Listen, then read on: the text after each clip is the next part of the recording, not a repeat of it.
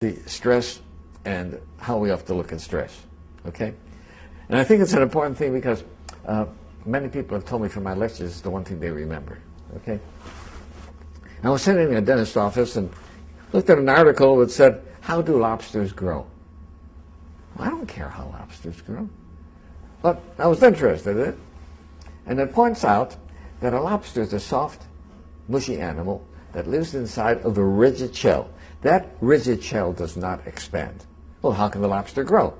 Well, as the lobster grows, that shell becomes very confining. Right? And the lobster feels itself under pressure and uncomfortable. It goes under a rock formation to protect itself from predatory fish, casts off the shell, and produces a new one. Well, eventually, that shell becomes very uncomfortable as it grows, right? Back under the rocks. Good.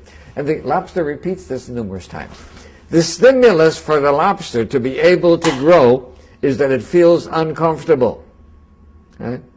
Now, if lobsters had doctors, they would never grow. Because as soon as the lobster feels uncomfortable, goes to the doctor, gets a Valium, gets a Percocet, feels fine. Never gets off its shell. So I think that we have to realize that times of stress are also times that are signals for growth. And if we use adversity properly, we can grow through adversity.